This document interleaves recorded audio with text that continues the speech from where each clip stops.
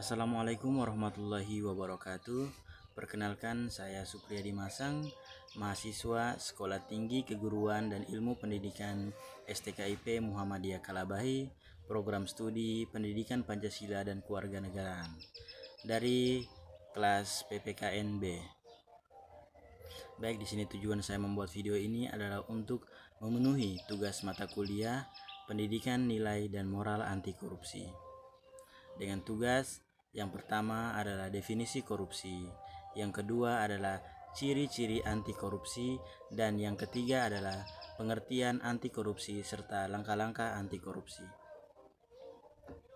Kita masuk ke materi yang pertama, yaitu definisi korupsi. Nah, berdasarkan berbagai sumber, korupsi dapat didefinisikan sebagai berikut. Yang pertama, secara umum, korupsi adalah penyelewengan atau penyalahgunaan uang negara, baik perusahaan, organisasi, yayasan, dan sebagainya, untuk keuntungan pribadi atau orang lain. Korupsi melibatkan tindakan-tindakan curang, tidak jujur, dan tidak bermoral yang dilakukan oleh individu yang memiliki kekuasaan atau jabatan. Yang kedua yaitu ciri-ciri anti korupsi.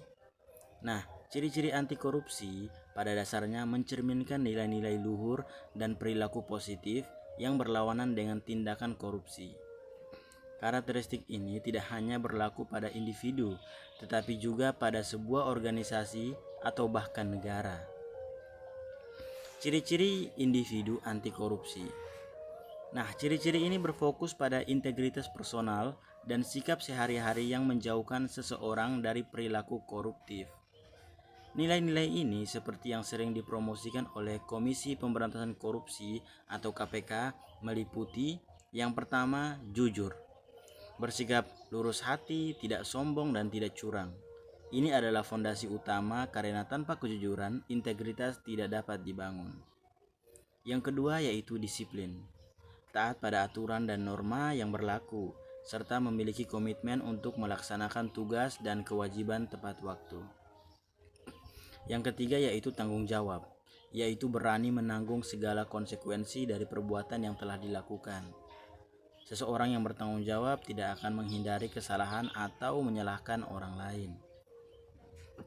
Yang keempat yaitu mandiri, yang itu tidak bergantung pada orang lain secara berlebihan dan mampu berdiri di atas kaki sendiri. Sifat ini mencegah seseorang untuk mudah tergoda melakukan suap atau gratifikasi.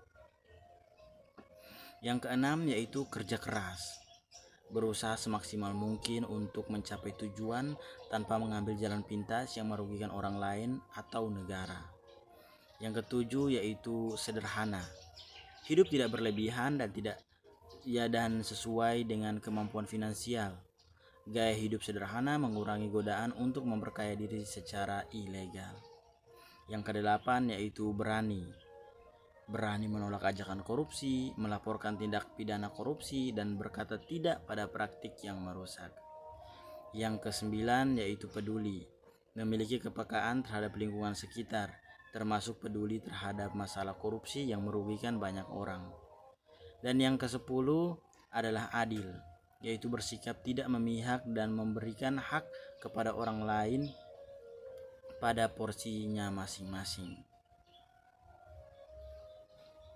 Nah, yang ketiga yaitu materi terakhir, pengertian anti korupsi serta langkah-langkah anti korupsi.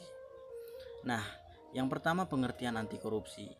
Anti korupsi adalah gerakan atau tindakan yang bertujuan untuk mengendalikan dan mengurangi korupsi secara sistematis. Lebih dari sekedar upaya hukum, anti korupsi mencakup pembangunan nilai-nilai, etika, dan sistem yang mencegah terjadinya korupsi. Tujuan utamanya adalah menciptakan budaya yang secara tegas menolak segala bentuk penyelewengan dan penyalahgunaan kekuasaan. Ini merupakan upaya kolektif dari berbagai pihak, baik individu, masyarakat, maupun lembaga, untuk melawan perilaku koruptif. Yang kedua, langkah-langkah anti korupsi. Langkah-langkah untuk memberantas korupsi dibagi menjadi 3 strategi utama, yaitu preventif, detektif, dan represif. Nah, preventif atau pencegahan. Strategi ini berfokus pada menghilangkan faktor-faktor penyebab dan celah yang memungkinkan terjadinya korupsi,